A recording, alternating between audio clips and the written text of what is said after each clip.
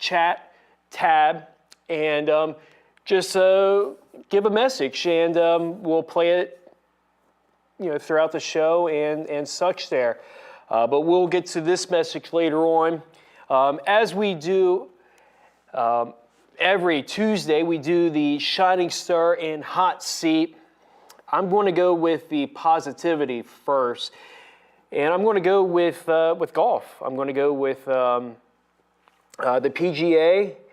Rory McIlroy won the AT&T Pebble Beach by 2 strokes, beating Shane Lowry. This win was Roy's 27th tour victory, and this was his first tour event in the 2025, so he's batting 1,000. It was a good showing from Roy, and he was in contention all throughout there. He was 1 shot back after the Saturday, after the 3rd round, and then on Sunday he just dialed it up there and having that cushion all throughout and looking good. This upcoming weekend will be the Waste Management Tournament in Phoenix, Arizona. So that tournament is very rambunctious, I guess you could say, with lots of fans, from the 17th hole in that stadium set feeling where there's lots of noise. So it's going to be interesting to see how the top golfers do in that event there. The Waste Management is one of the top events that is not a major. I put that right up there with the PGA, the Players Championship there. I put that right up there with the thrills and all that. So when that event ends, it goes straight to the Super Bowl. So if you're not doing anything on Sunday, just watch the Waste Management round 4 on Sunday and just see how that goes and unfolds, and then change the channel and then just watch the Super Bowl. I mean, it's a great Sunday, for the viewing pleasure. Now, that's the shining star and the positivity. Now, the hot seat, I'm going to go with Iowa State men's basketball. Now, Iowa State, going into last week when the AP rankings came out, they were number 3 in the nation. And this is when, teams kind of, is the contenders and pretenders. Once you get into the month of February, this is when that sprint or that jog comes into a sprint, and you're starting to get into the ending of the regular season in college basketball. Because, once you're done with the month of February, then you're getting into conference tournaments, and then you go from conference tournaments to the NCAA tournaments. So, Selection Sunday is, I think, 6 weeks away. So, getting back to Iowa State. Right now, their record is 17-5, 7-4 in the Big 12. But going into last week, they had, they're 17-2, looking good, but they lost to Arizona. They lost on the road to Arizona, and then on Saturday, 14.5-point favorites. It looks like they're going to, beat Kansas State, and they actually lost that game 80-61.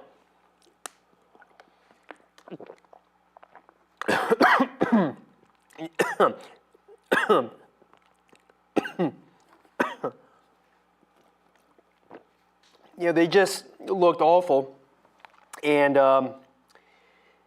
they lost the turnover battle, and they just coughed it up, just like I'm doing right now.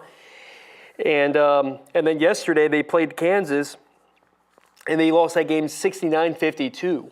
So when it looked like they were going to be like a 1 seed and kind of contending to be that, top 4 and, getting a good seed for the tournament, and we're still miles away. Like I said, you're 6 weeks away until the Selection Sunday, but you're not making a good point right now. And, I said this before with a realignment. The Big 12 is probably going to be one of the top conferences out there when you have the likes of Houston, Arizona, Texas Tech, and BYU all in the same conference. It's going to be very tough to win. And you look at that, and then seeing how the SEC has so many teams in the top 25. I mean, it is just crazy just seeing that. So I think the team to beat right now, if I have to say, would probably be Auburn. Auburn right now is 20-1. They have won 13 in a row, and just the way that they have gone through the gauntlet in the SEC, I think they are probably the favorite to win it all right now. But that's kind of what I was going with the hot seat there, and with Iowa State.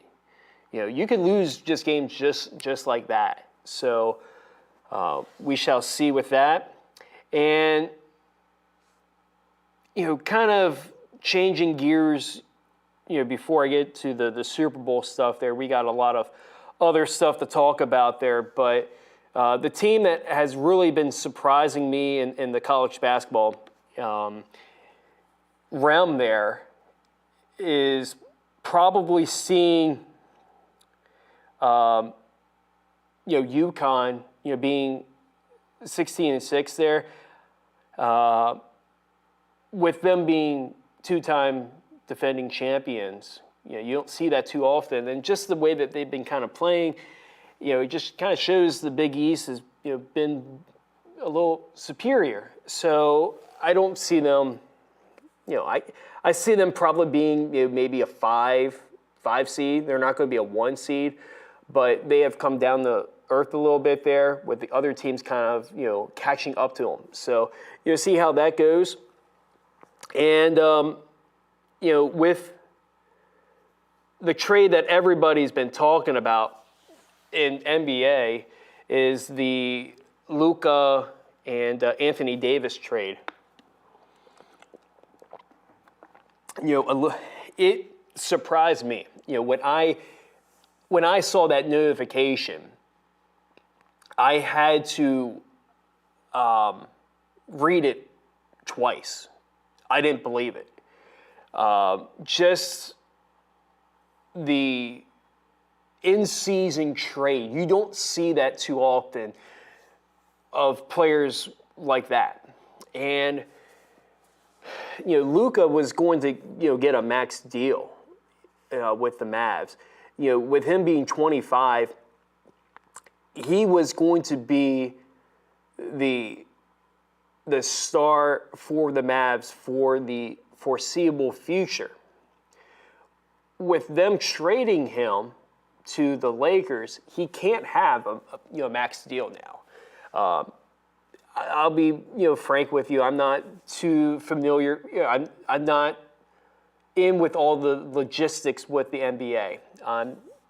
I know bits and pieces with it, but I've been hearing so much about it. Just my point of view with the trade, I was shocked. Just for the fact of it, what the Lakers needed was a big man, and you traded Anthony Davis, and what they got in return, I don't see that helping the Lakers. I mean, their future is great, with down the road, I would say. But with Luka, I mean, that's their future, and now there's rumors about LeBron James. Do you trade him? Does he turn away his no trade clause and all that there. That's going to be interesting, you know. But then the other one is Jimmy Butler. He is suspended indefinitely with Miami Heat, and you know, they went on record that they're not going to trade him. I think there's a couple teams out there that, you know, could use the, you know, resources for Jimmy Butler to help their team down the road. And with 30 games left of the regular season NBA, I mean, it's not many games left. They're going to have their All-Star break after the Super Bowl. But you look at some of the teams out there that could make a splash. You know, we said this last, you know, I think 2 weeks ago, Jeff and I were talking about it. I think a team that could make a run or, you know, seems logistic for it, I would say, you know, maybe Houston, you know, could use the pieces around to get a Jimmy Butler, or, you know, throwing out there maybe, I can't see the Lakers. I mean, what they've done to get Luka, but maybe a team in that bubble range in the, you know, the Western Conference right now. You got, you know, in that 7, 8, 9 range and 10. You know, Phoenix, Sacramento, Dallas, Minnesota. Well, we just saw what Dallas did. You know, maybe Minnesota, but not really, you know, from looking at their standpoint. But the team that I'm interested to see, you know, especially what, you know, the Spurs got with Fox, you know, they sit right now 21-26. They're 3 games back with Phoenix Suns and the Warriors. You know, can they get some pieces? You know, that's going to be something if, you know, if they can get something to work around, you know, Wemby, you know, that could be the piece. But there's lots of moving parts there. You know, looking at the East range, the team that's, I would say the team that has been the most surprising, I would probably go with the Pistons. You know, the Pistons were, you know, had the worst record last year, and, you know, had the longest losing streak, and, you know, tied for the longest losing streak. You know, the way that they've been playing, they're 25-25. I can see them getting a piece there, but they're flirting with, you know, playing outside that play-in round there. So, you know, if they can, you know, go 15-15 and, you know, get 40 wins, I think that will get them outside that play-in. And, you know, that's just a remarkable story for, you know, just how, you know, Detroit has played over the last couple years and just having a positive season. And same with Orlando Magic. I mean, they came up short last night. It looked like they were going to beat the Warriors. They were down by 14 going into the fourth quarter, and they tied the game up. And, you know, I believe they lost by, you know, they lost by 5 points to the Warriors, but they played back and forth. But the game tonight is the Cavs and the Celtics. You know, right now they are by far the class of the field in the East. And you got the Cavs that were a 4-game winning streak, and the Celtics on a 3-game winning streak. The Celtics came back. They were down by double-digit points to the 76ers on Sunday, and they came back and won that game. So it just looks like, you know, things are clicking for both teams. And, you know, having these two teams playing at this point of the season will be a good litmus test of maybe a Eastern Conference, you know, final. So that is the NBA take from me. I think this is a good time to go to the voice message, since we're going to be segueing into the Super Bowl talk. So we're going to play this message here. And hey guys, I was wondering what you think the path to victory is for both teams in the Super Bowl. For me, I think the Chiefs are going to stack the box to try to take Saquon out of the game and make Jalen Hurts beat them. And I think that's what the game's going to come down to. Can Hurts find a way to beat the Chiefs by throwing the ball if he doesn't have Saquon running at his best? Appreciate the phone call.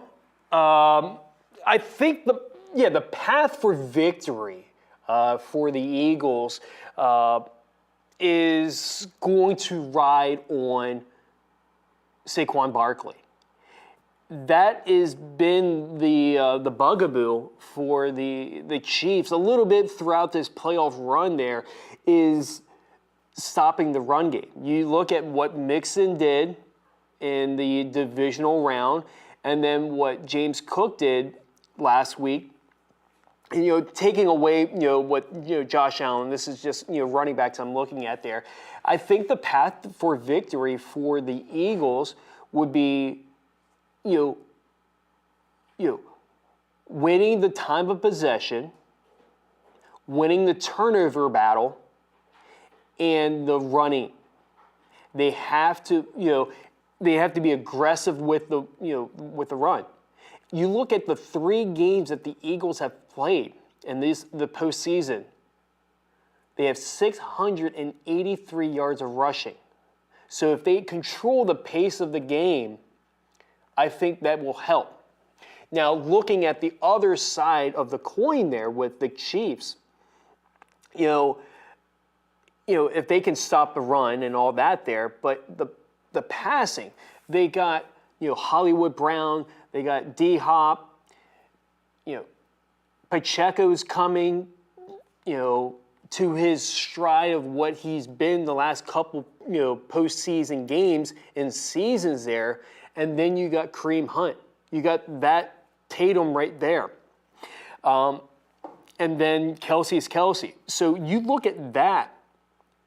Now, I would say an X factor. Now, in the postseason this year, he hasn't done much. And what I'm getting at is Noah Gray. I think Noah Gray is going to have 4 catches for 32 yards. And I'm going to go on a limb, he's going to have a touchdown. He is having one of his career seasons. He's been in the league for 4 years. And he is having his, in the regular season, his career high in receiving yards and receptions. If the Eagles shut down Kelsey, there's going to be other weapons that are going to be open.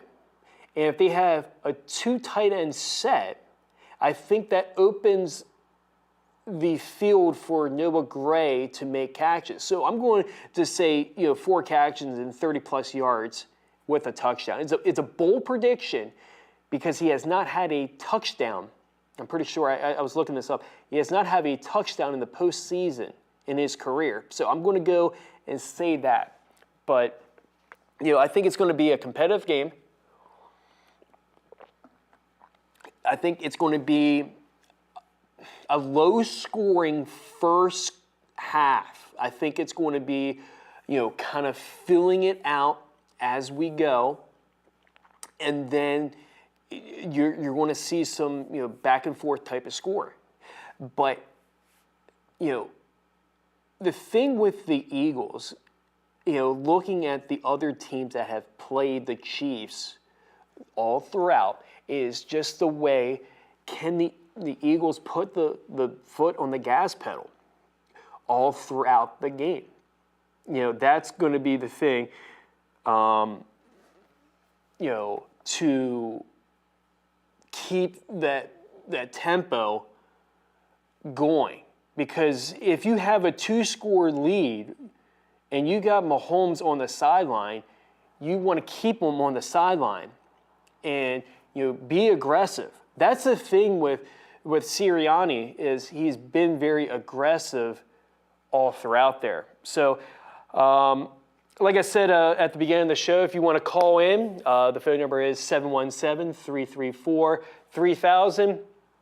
We got about 20 minutes left of the show, so feel free to call in And if you want to give bold predictions for the Super Bowl, you're more than welcome to do that there as well. So, let me.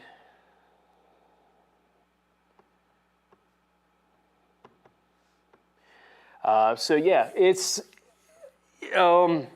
my other my X factor for the Chiefs is Chris Jones. Chris Jones is going to be an X factor of how can he and the rest of the D line, stop Saquon Barkley. And then it will come down to, can Jalen Hurts, get, passes to A.J. Brown and Goddard, kind of doing that, motion there. So I'm curious to see how that goes then too. So, and the other one for the Chiefs is Nico Remino for kickoff returns. He is very speedy, and he can get a lot of yards on the kickoff. He did this with the Texans.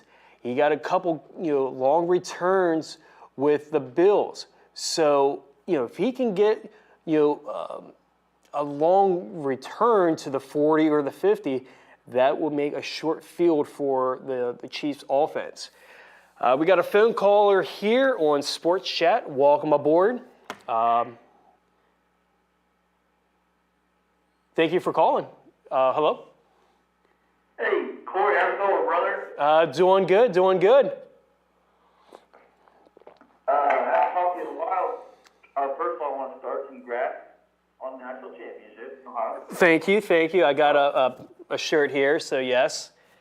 Yeah, I saw you wearing it, so I had to give you a shout out. I know I hate them, but obviously, the reason I'm calling, Super Bowl Sunday's coming up. Big Birds fan. I got some fun facts for you if you want to hear them. Sure, yeah. Throw it on my lap here. All right, you good? I'm good. Yes. All right. So, 2004 season, Eagles made the Super Bowl, right? Who did they play? Do you remember?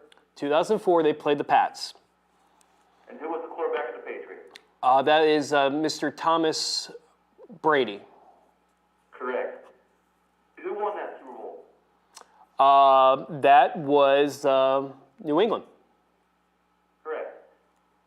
The Eagles' next Super Bowl appearance, right, 2018, they played who?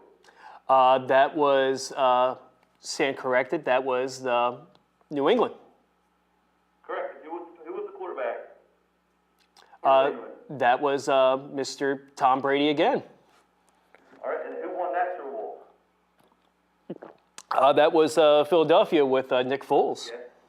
Yes, sir, right? So, after that first Super Bowl we get the Patriots, we lost. Our next Super Bowl, we played the Patriots. Same quarterback, Tom Brady. We beat him, right? Yes. 2023, we go to the Super Bowl. We play the Chiefs. Patrick Mahomes. Who won? That was the Chiefs. Chiefs, right? So now this year is the next chance at the Super Bowl. We're playing the Chiefs. Patrick Mahomes. And if history repeats itself, hopefully that's a good sign for the Birds, right? And to throw this all, put a bow on this, the stats here, or this, not really stats, but this is just like facts, Right. is Tom Brady is calling the football game. That would be nice, huh? Yes, I mean, this is just like everything connecting the dots there. But what do you see? I was kind of giving a little preview of, my thoughts of, how the game could go, how the Chiefs can win, how the Eagles can win. What's your thoughts on how the Eagles can get the win? Because I'm assuming you're taking the Eagles. I mean, going through that, redactory, of that there, you're going with the Eagles. So how do you see them winning? All right, I think it's got to be the same way Eagles have won these last 3 playoff games, right? Got to take care of the ball. Run the ball. Can't give Patrick Mahomes extra possessions. We're gonna need to go on long drives that take up a large amount of the clock. If Patrick Mahomes is on the sideline, that's good for the Eagles, right? Mm-hmm. The Eagles have to be able to control the ball, control the pace of the game, and they gotta just play smart, right? They gotta stick to the run game. I know in the past, Nick Sirianni has had what's the word? He's had bad habits of abandoning the run game if it's not working early, right? Mm-hmm. Yep. But as you see with Saquon, he's never had a running back like Saquon. Saquon's got, what is it, seven touchdowns this year, over 60 yards. Mm-hmm. He might get stopped 18 runs in a row, but at 19th run, he might break off for a touchdown, you know? Yeah, I would say just keep pounding the rock to Barkley. It's not too often when you see odds for the Super Bowl MVP where Mahomes is the top Super Bowl MVP, but then the next one is Barkley, which you don't see that too often with a running back having the second best odds, and then Hurts is third there. But that just shows that if they're going to win the game, it's going to be something with Barkley doing something. Now, the other thing that I would say is an X factor, and I'm sure you're aware of this very well, is the kicker, Jake Elliott. He's not having a good season this year. The postseason, he's been, I think he only missed one kick, and that one kick was a 50-yarder plus. But I think that is going to be an X factor. It's just a matter of, I know this is indoors in the Superdome there, but just the psyche, if you miss a kick like a 40-yarder in the first quarter or the second quarter, I think Sirianni is going to be a little bit more aggressive and going for it on fourth down, or maybe going for a 2-point conversion. They have to, yep. It's like you said, he's only missed one field goal, but he's missed at least 7 extra points already in these playoffs. So no kick is a gimme with this guy anymore. Yeah, I was doing some research. He's 1 for 7 in the regular season, 1 for 8 overall with 50-plus yard field goals this year. So, yeah, and it's crazy. His rookie year, he hit a game-winning 61-yard field goal, and now he can't kick extra points. You know, sad. But I got 2 more stats for you, and I'll let you go to the next person. Okay. I'm gonna start this one off by Jason Daniels, great quarterback, right? Took the league by storm as a rookie. Jalen Hurts he kind of gets shafted, right? He's underrated. He takes a lot of heat, you know. Mm-hmm. How old is Jalen Hurts? Or I just said his name. Why can't I say his name right now? Jalen or Daniels? Just go with Daniels. Yeah, Jaden Daniels, right? Mm-hmm. 24 years old. Yep. 24 years old this year, right? Yep. Well, Jalen Hurts was 24 years old 2 years ago when he threw for 400 yards in the Super Bowl. So what's the comparison that you're going with? Well, it's just Jalen Hurts was in the Super Bowl when he was 24 years old, and he gets looked upon as not a great quarterback. Can't throw the ball. Kind of like Lamar Jackson, who's a 2-time MVP now, but Could be a 3-time, yeah. Doesn't get the credit. Okay. Speaking of that, there has been 18 quarterbacks who have lost their Super Bowl debut as a starter. That's right? yeah. Obviously lost 2 years ago. Mm-hmm. He is the first one of those 18 players to ever make it back to the Super Bowl. That's true. Yeah, I remember seeing something about that. Going through the Rolodex of the other 17 quarterbacks there. But that is a crazy stat with Daniels and Hurts there, because I think it's just the what's the word I'm looking for? Just the comparison with the age, because most people forget that Hurts was that age, but he wasn't a rookie, and that's the thing where you look at Daniels. I think we're going to get that a lot with college quarterbacks now, because they are staying longer with the NIL, and they're getting groomed a little bit, and they're almost over. I'm not saying over ready, but they are ready to play, and they're not, nervous or anything like that. They're jumping in the saddle. You look at Bo Nix. He spent 5 years in college, and he played great there. I mean, he was his freshman year was 2019.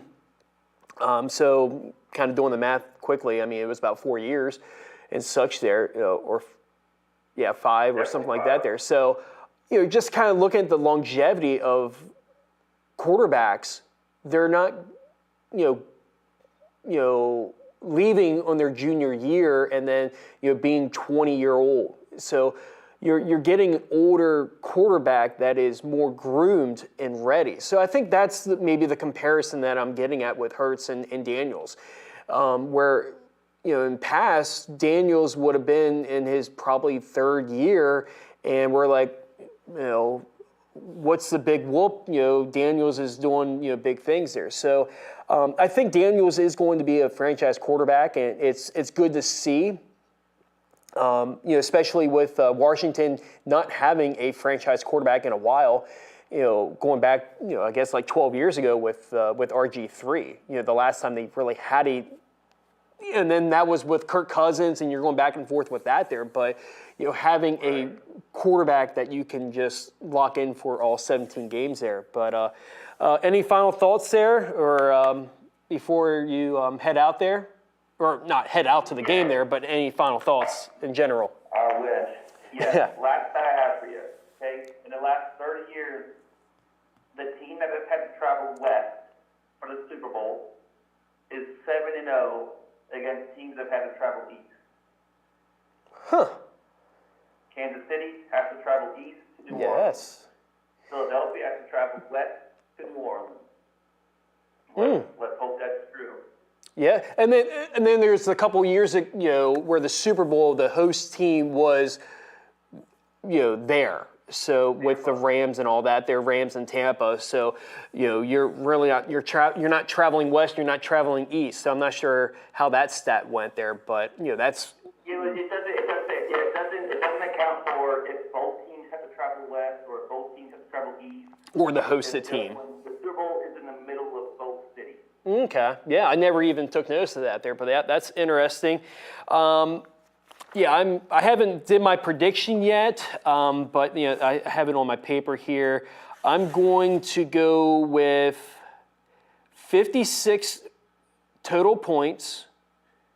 58 total points. I got Philly winning 31-27. So that's my prediction. I'll take that. Well, it was good hearing you there, Austin there, and don't be a stranger. You can call anytime, and take it easy.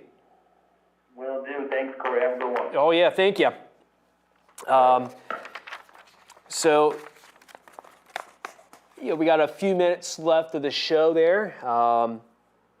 The show is going blazing fast. And, looking at some other things to talk about in the NFL landscape. There was talk yesterday that I saw that Cooper Kupp is going to get traded. He is going to get traded once the new season starts in March. And that doesn't really surprise me because you look at the stats the stats with how many catches that Cooper Kupp had to Puka. It showed how many times he was target all throughout during the regular season, and then during the postseason he wasn't target too much. So I'm interested to see what team out there will branch out there and see, do they give up a first-round pick or a second-round pick? I'm trying to think of a team out there that might would the Bills go after? And is that a piece that they're looking for? You look at Cooper Kupp; he's about 31. In the next season there, so he's still got some longevity there. It's just I can see a contending team going out there and trading for Cooper Kupp. We got another caller here on Sports Chat. Welcome aboard here on Sports Chat. Hello? Hello? Hello, yes. Yeah, how you doing? I'm doing good. Welcome to Sports Chat. What do you want to talk about? I want to talk about baseball. Yes. What's on your docket as spring training is looming in the spring training with Arizona and Florida, with teams heading south and west approaching soon. What do you want to talk about? I would like to know your take on the Orioles all season. Do you think they improved? Do you think what's your take on the Orioles on the all season? I would say it was like a B. I think there's some other. I think what they needed was like an ace starter. The kind of fill in that Corbin Burns, that bulldog type, in that rotation. They got Tamayoka, and they got Charlie Morton, but it's just they needed. I felt like another piece to kind of help with that rotation. You got other guys that are going to be coming back later on this season, from the Tommy John. So I think, just having other pieces in the rotation there, I think the bullpen is looking okay. And, they signed Ramon. Ramon, played with the Reds and the Braves last year. He didn't bat too well, but he has a good arm. He reminds me of Ryan McKenna. He's got that arm and a defensive replacement, but, he doesn't do too much with the hitting. Now, they got, a couple other pieces with, on the, for the bats there, but with Anthony Santander going to Toronto, I felt like they could have got some, other pieces, but, I give it a B. I still think they're going to contend, with the Yankees and the Red Sox and the Blue Jays, but I feel like it could have been a little bit more. So what the Orioles did or didn't do you think they have enough pieces to contend for a playoff spot? I think so. I see them, making probably a move, probably at that All-Star break, right before the deadline, and maybe getting a piece there. But I see them contending for the East, and then making the playoffs. And I think with them making the playoffs, it's not just making the playoffs; it's winning a playoff game, winning a series, and then making a serious run into the playoffs this year is my take. If the pieces that they got, they got this window, but pretty soon that window is going to get smaller and smaller because soon you got to pay Gunnar, you got to pay Adley, and then pretty soon the other prospects that are coming up, or getting their 1 year, their 2 years, you're going to have to start paying them. So pretty soon that window is going to get smaller and smaller. But I do see them contending for the East, and I see them going head-to-head with the Yankees all throughout the season.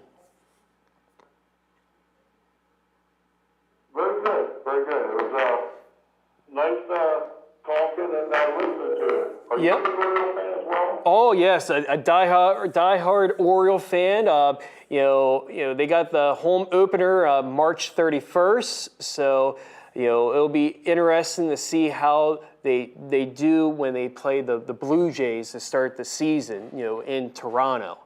But any closing thoughts there? We got a few minutes left of the show that you want to say before we end the show there. Well, I just want to say it was nice watching your show. Take care. All right, thank you, and feel free to call anytime. So as we approach, we got a few minutes left on the show. Just programming after trivia. After trivia, we're going to be re-airing the basketball game from last Friday. That was Greencastle Antrim versus Gettysburg. That was the boys basketball. And then tomorrow at 3 p.m., Hanover versus Gettysburg. Yesterday's game, the girls basketball. That was our last basketball game of the season, or last game for the winter season. And we will be back for the fall. And then one other message, Rachel Beard comment, and her prediction for the Super Bowl is Eagles 35, Chiefs 14. So that will do it for Sports Chat for this Tuesday, February 4th. And actually, one other hot seat I'm going to put in before we end the show is the groundhog. The groundhog is also on my hot seat for seeing its shadows. So that is 6 more weeks of winter. And stay tuned because trivia will be following Sports Chat in about 16 minutes. And with that, I bid you adieu and see you next week. And every Tuesday, for that matter. Good night.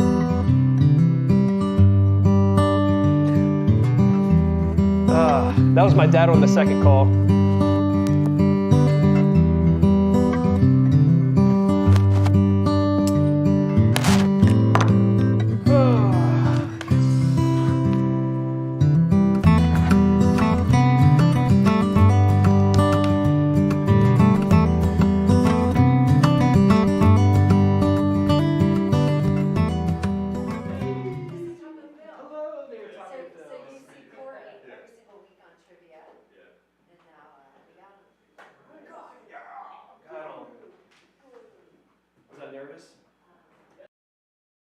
Executive producer tier with VIP access, shout outs, and even more ways to connect with us. Your support not only helps us create quality content, but it also gives you a direct line to engage with our team. Whether it's exclusive content, behind the scenes access, or just knowing you're making a difference, you're part of the Community Media family. So what are you waiting for? Join us today and be part of something bigger. Visit patreon.com/communitymedia and help us keep the stories going and continue to make South Central PA a safe, vibrant, and thriving community. Thank you.